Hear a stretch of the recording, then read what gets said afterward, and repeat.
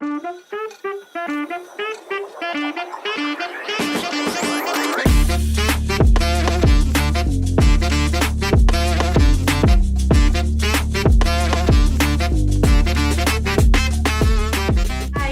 saya Renata Nikilu, penerima beasiswa Australian Development Scholarship (ADS) di tahun 2006, University of Southern Queensland, Toowoomba. Halo, selamat siang. Nama saya Vivi. Saya salah seorang alumni AS tahun 2018. Halo, Beta Indan Jamal, alumni AS tahun 2023 di Southern Cross University, New South Wales, Australia. Hai, saya Ian Katili, awardee Australia Award Scholarship 2023. Saat ini saya berkuliah di Flinders University, Adelaide.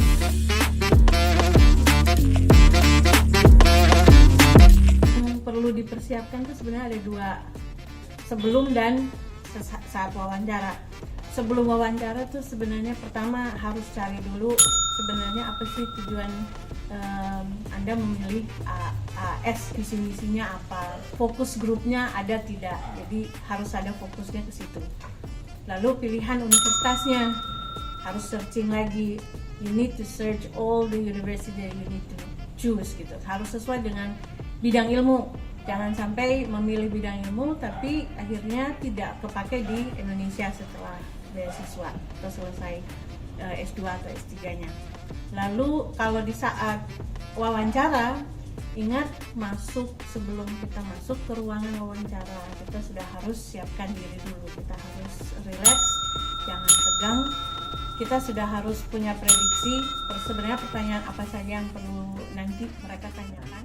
Yang pertama mungkin teman-teman harus pelajari benar tentang program studi yang mau teman-teman ambil dan juga universitas yang mau teman-teman tuju. Memang ada pilihan pertama dan kedua, dan hal ini harus dipelajari dengan baik, harus dilakukan riset supaya teman-teman bisa menjawab dengan baik.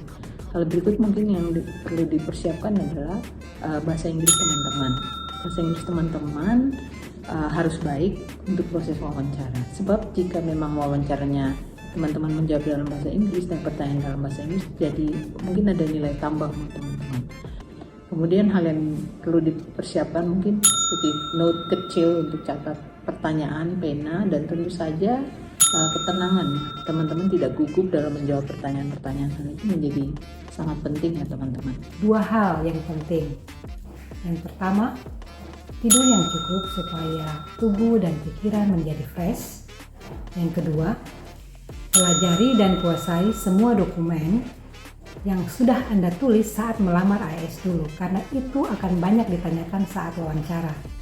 Yang perlu disiapkan yang pertama fisik, jangan sampai sakit sebelum wawancara. Yang kedua mental, make sure mental kalian itu oke dan siap untuk diwawancara. Yang ketiga itu kuasai esai yang sudah kalian tulis.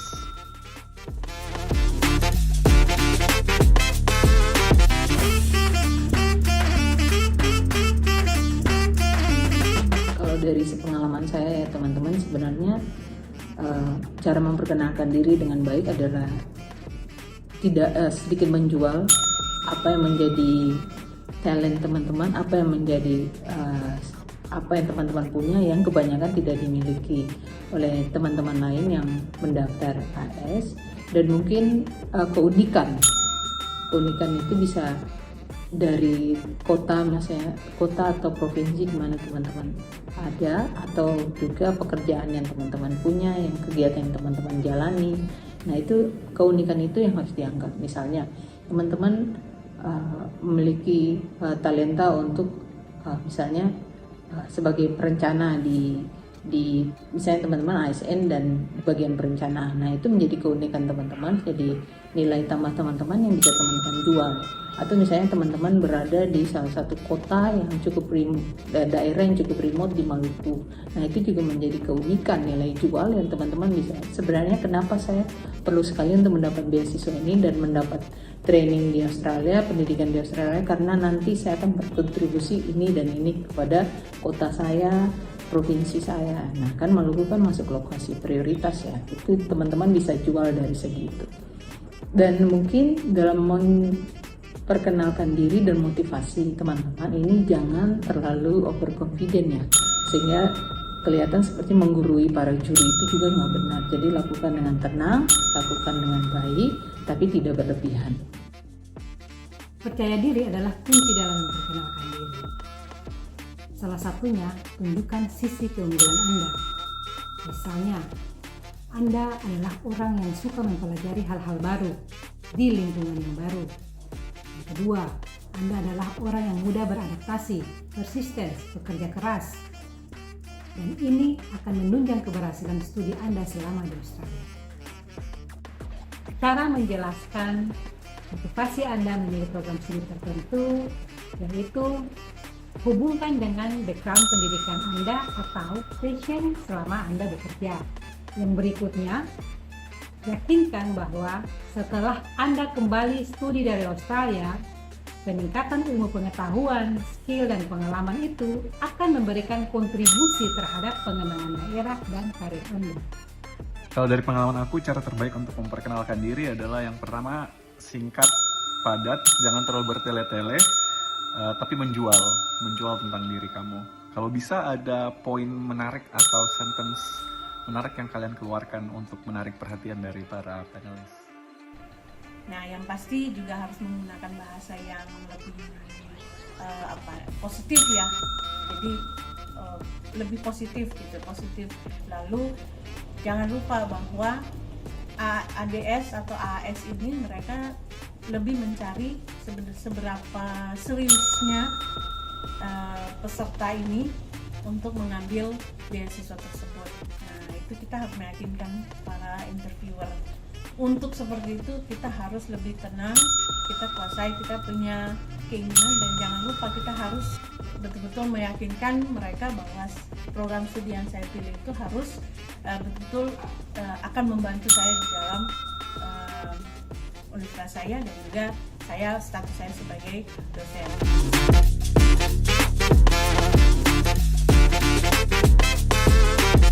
Menurut pengalaman saya, kebetulan kita ambil S3, sebagian besar pertanyaan itu ada tersangkut dengan proposal penelitian. Tetapi dua pertanyaan yang paling umum, yang pertama adalah mengapa Anda mau studi di Australia? Yang kedua, apa manfaat setelah Anda studi di Australia? Anda punya ilmu pengetahuan, skill, maupun pengalaman di sana. Bagaimana kontribusinya terhadap perkembangan daerah maupun Anda punya karir? Kalau dari pengalaman saya, semua pertanyaan yang keluar waktu wawancara itu sama seperti pertanyaan yang ada di esai. Jadi, again, dipelajari, dibaca baik-baik lagi, ulang-ulang lagi apa yang kalian tulis di esai. Karena seputaran itu aja sih pertanyaannya. Kalaupun ada pertanyaan tambahan, itu paling tinggal pertanyaan yang berkaitan dengan personality kalian atau your life experience.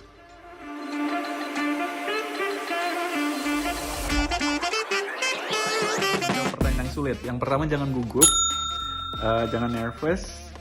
Ya udah, jawab aja ya, sesuai dengan apa yang ada di pikiran kalian, apa yang menjadi pengalaman kalian, apa yang menjadi pengetahuan kalian. Dan kalau bisa itu meyakinkan, jawaban kalian itu meyakinkan. Dan kalau bisa jangan sampai kelihatan kayak menghafal, atau jangan sampai kelihatan kayak kita tidak bisa menjawab atau tidak mau menjawab. Pokoknya jawab aja. Jadi mungkin trik dari saya yaitu minta mungkin beberapa detik atau 1 menit lah untuk minta untuk berpikir sebentar, atau sehingga teman-teman bisa tenang dan mencari jawaban yang tepat. Atau juga teman-teman bisa minta para juri atau yang mewawancara teman-teman untuk menjelaskan lebih lanjut terkait pertanyaan tersebut, misalnya dengan memberikan contoh. Dengan begitu teman-teman bisa langsung cari pintu masuk, kata-kata kunci untuk menjawab pertanyaan tersebut. Jangan sekali-kali menjawab saya tidak tahu, atau saya tidak pernah mendengar, atau saya tidak punya pengalaman. Jangan seperti itu. Berusaha untuk elaborate melalui kata-kata kunci. Yang pasti, tenang, tidak panik. Menjawab sebisa mungkin dan jujur itu lebih baik. Tetapi jangan memaksa sesuatu yang tidak diketahui sehingga menambah blunder. Itu tips dari saya.